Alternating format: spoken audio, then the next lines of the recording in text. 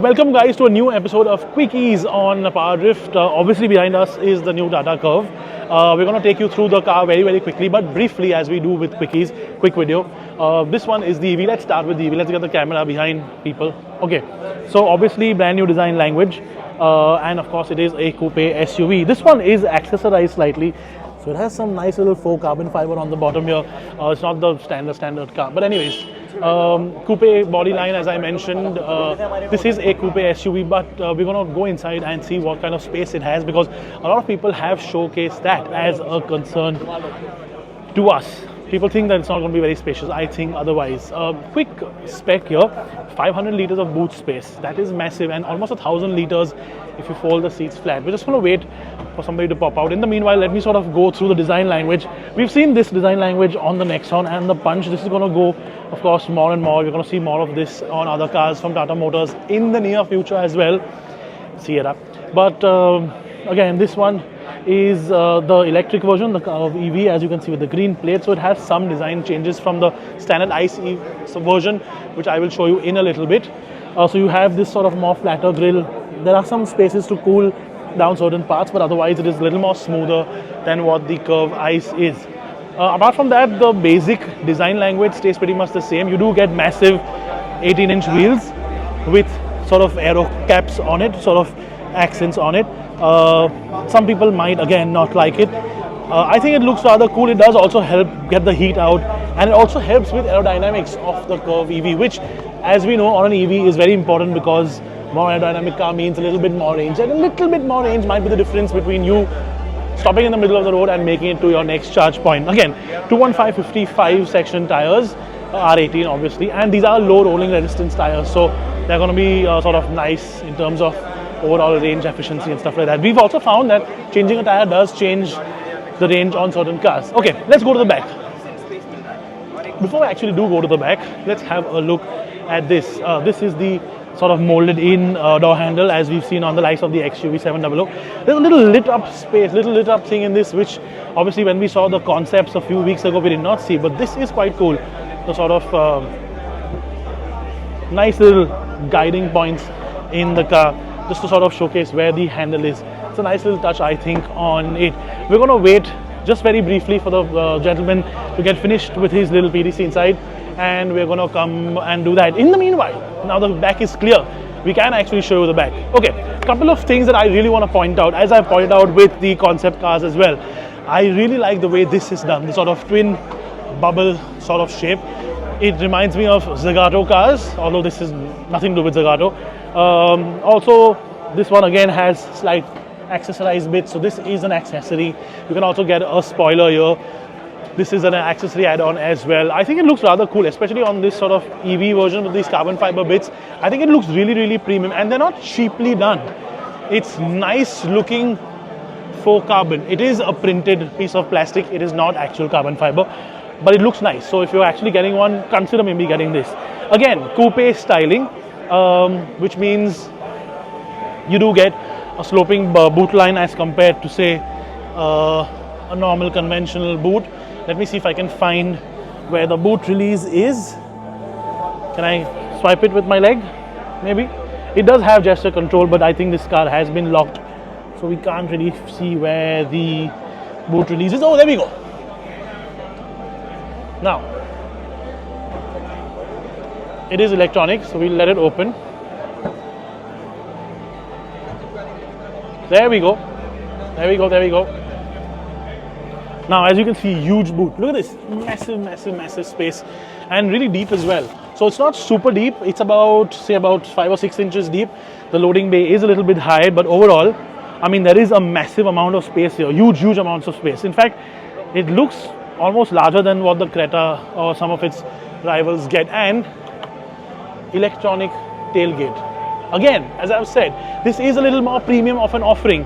All these features add to a more premium sort of experience as well. Okay, we're going to head inside now as soon as the gentleman gets done with his thing, and we are going to see what the insides are like.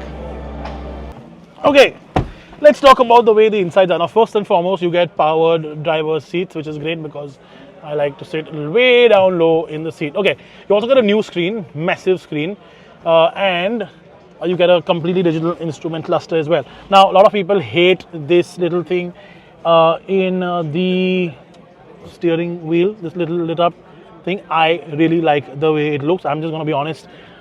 I like a little bit of glitz in my interior, okay? People might not, whatever, it's fine. You get a nice little electronic parking brake, basic shifter. It looks very nice. The one thing I do want to talk about is, and in this in particular, right, the Curvv has the highest quality of materials of any Tata car that I've seen in the recent past. It also has the best blends of stuff on the interior. So for example, you get a nice sort of perforated leather here. You get a little cloth here to keep your sort of butt area comfortable, and then you get a different perforation on the top. So this is the cool seat space. You can actually see the cool air blowing through. I can actually feel it. You can't see the air obviously, but I can feel it on my hands. This is a blow type, so it's going to blow out, not suck in. I know there's a joke there, but that I really mean what I mean. Okay, but again, multiple things, and then nice little grey on the side as well. And the EV gets blue stitching on the dashboard and on the seats. Now again, this is a nice touch. This looks like carbon again. It's not. It's like a rubberized plastic, but again, it's very well crafted. It doesn't feel cheap. Look, even when you actually like, it doesn't feel cheap. It feels sort of nicely built. That's something that they also mentioned, that they would do increased quality of everything when they actually make this car. So overall, sort of good quality, good amounts of space, and obviously the huge panoramic roof makes just a big difference. It's very, very nice and airy. Okay, let's move to the back. Let's talk about the rear seat. Now, a lot of people obviously have voiced concern because it is a coupe SUV and it's going to be slightly less headspace in the back. So let's test it out, okay? There is a seat recline function. So let me put the seat on the first position first. This is more upright. Now I'm 5'10" and a half. I tell people I'm 6 foot tall, I'm not. But there is enough leg space for me. I mean, this seat is set in my driving position all the way down and a little bit at the back. There's enough space. There's like 4 inches, 5 inches of space. There's a nice little wiggle room on the bottom as well. And I have a size UK 12 or a US 13 size shoe. So, I mean, that's very difficult for me to sort of sit. And even the floor isn't super, super high up like we've seen in some EV cars recently. It's okay. Again, very airy. But let's talk about that seat in general, right? This is the first position, so the sort of more upright position. And I have about 1.5 inches maybe of space over my head. Yes, there's a bit of a sculpted out area here. So if the roof liner was completely flat, obviously there would be no space, but there is a sculpt. You can clearly see it sort of goes in on the top here. Let's now see if there is enough space when the seat is reclined as well. So, this is actually really comfortable. The angle is great to start off with. That's one thing that's a good observation. But yes, there is now a little bit of less space because obviously I'm reclined a little bit towards the back. So this little hump on the back is going to come in the way. It's not still too bad for most average people, but if you are taller than 6 feet tall, it's going to be difficult to sit in the rear seat of this. Otherwise, overall, it is nice and airy because again, there is no quarter glass on the rear window, which a lot of cars have. So the whole window goes down. So even if you sit all the way to the back, there is still a lot of sort of open space on the window in general. Nice. I like it. Again, multiple use of leathers, sort of patterns here, the different perforation on the bottom, different on the top, and the cloth on the side as well. And your little pooch can sit comfortably and enjoy the car as well. I don't know why he's here. Maybe he's here to sort of keep a close eye on what we're doing. But anyways, he asks you to sort of like and subscribe this video. So do it now. Do it. So prices start from 17.49 lakhs, they go up to 21.99. I'm going to read out the specs from my phone because there's just too many that I want to actually talk about. There are two battery versions, so 45 kilowatt hour, 55 kilowatt hour. The entry level version, the medium range version has 502 kilometers of range, and the high 55 kilowatt hour has 585. Now, Tata has also given us more realistic range figures this time around, which is good because a lot of people do complain of not enough range, right? So the medium version gets about 330 to 350 of realistic actual usable range, and the high range version gets about 400 to 425.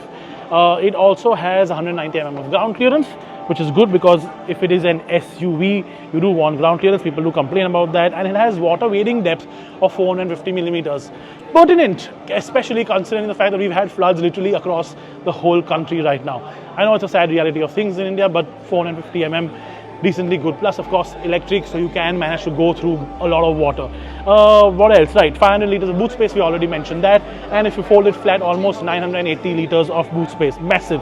It also gets a frunk, which we're going to just quickly sort of go to and show. Look, there you go. You can put the charging cable here.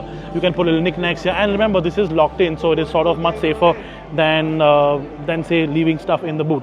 What else? Oh yeah, fast charging infrastructure. 150 kilometers top up in about 15 minutes and 10% to 80% in just 40 minutes. But you have to have a kilowatt rating on a charger that's higher than 70, which isn't a lot of chargers, but well, you do get some chargers on the highway that give you that. Let's talk about performance. Come here. Okay, so 167 horsepower motor, right? But the Newton meter, the torque range, they've sort of given us a slightly random figure. They've said 2500 Newton meters of torque at the motor shaft, which of course does not sort of make it 2500 Newton meters of range of Newton meters of torque at the wheels. That'll be crazy. That'll make it a burnout machine. But 0 to 108.6 seconds and 160 kilometer per hour top speed limited. So that's the Tata Curvv. A couple of other small bits and pieces. Obviously 6 airbags are standard, and although the results have not come out yet, they say easy 5-star Bharat NCAP rating. From Tata Motors, you sort of kind of expect that by now. Okay, so that's the Tata Curvv in its entirety. Let's quickly move on. Sorry, that's the Tata Curvv EV in its entirety. Let's move on to the Tata Curvv ICE version, because it's not been launched today, it's been showcased, but we do have the specs of the petrol and diesel, so we can sort of briefly talk about that as well. And I want to show you the interior on that car, because that car looks sexy with a red interior. Okay, so this is the ICE version of the Tata Curvv. Now this signature color, let's just quickly talk about that first. I know Tata has been doing a lot of gold recently. This color looks spectacular. I'm going to take this paint shade and steal it and put it on an old car, because this looks properly cool. You know what this looks like? The sort of beautiful American cars from the 50s and 60s, that pearlescent gold, beautiful. That's what it looks like. Okay, the big difference in the Curvv and the ICE in terms of overall design is concerned is obviously the addition of a secondary grille here to cool stuff down, and again, more gaps, more air cooling for the engine and for the radiators. And the other big difference is the fact that you get these wheels. I do not like the way these wheels look. I think they are too messy. There's too much happening. There are too many grooves everywhere, and it's just not cohesive enough for me. Again, personal opinion. Some people might like it. I think Tata maybe should consider a different set of wheels, or maybe just put BBS on everything. That's a good idea. I mean, they're going bankrupt. You can just buy them out now, right? Obviously, you get an exhaust pipe that's right here, which is another differentiator from the ICE and the EV cars. I know this is a bit stupid to say this, but it does exist. And the other big difference is the fact that you get a red interior, a burgundy interior. Okay, so let me quickly take you through the specs of the ICE version as we did with the EV. I'm just going to quickly read them out from my phone as well. There are 2 petrol engine options and 1 diesel engine option. Both get, or all 3 get a manual and a dual clutch automatic option. Let's talk about the petrol first. The new engine that's been talked about today is a new 1.2 direct injection turbo petrol VGT engine. 125 horsepower, 225 Newton meters of torque, but at full sort of throttle, it gives you a little burst sometimes of an extra 25 Newton meters, so it makes it 250 Newton meters of torque if you want to be really precise about it. The diesel, on the other hand, again a newer engine, 1.5 liter, 118 horsepower, comes with a 7-speed wet clutch automatic. Now that's important because diesel, dual clutch, we haven't seen that combination since VW sort of got rid of their diesel engines in India. So that's the overview sort of the spec. We talk about this a little bit more, and I believe the prices announcement are on what, 5th September for the prices? Karan, 5th September for the prices for this, right? Or 4th? 2nd September. Well, 2nd September. So early September prices are going to be announced in this. We sometimes forget with all the little facts and figures that are going on in our head. Okay, but main thing, right? Inside, interiors. Okay, so the EV version has a grey interior, light grey interior, but this is sick. It's so cool. This has a burgundy red interior. Now, my SL has a burgundy red interior, and one of the reasons I bought my car is because of the red interior. One of the reasons people are going to buy this car is this really cool interior. Trust me when I say this thing looks damn sick in real life. Again, obviously, as with the EV version, you get powered seats, you get the sort of lit steering wheel. You get the big screen. We're going to unwrap the screen on this one as well because I love doing this. Right. But overall, again, this just makes the car look so much nicer. You can also see the ambient lighting a little bit more clearer in this because we are in a slightly darker area as compared to what the EV was. So you can see the ambient lighting here, and I believe there's ambient lighting around the panoramic roof as well. So just a little added touch as you can get in the Safari also, if I'm not mistaken. So there you go, the EV and the ICE Tata Curvv. Tell us what you think. We're going to step out and maybe get Karan's opinion quickly because he's sort of hovering around doing all our social media bits. Okay, I have to talk about this car because it's red and you know my affinity towards red cars. This color is available in the ICE version, not in the EV version. But one of the things I do want to actually talk about more, I just wanted to sort of showcase the color. But one of the things I would do like when people launch new cars is a new key. Now, the Tata keys have been around for a very, very long time. There was a need for a new key, and that's exactly what Tata have done. Look, it's a nice sort of brushed aluminum and gloss black key. Matches the gloss black on the sides of the car as well. And it's got these basic functions on the front.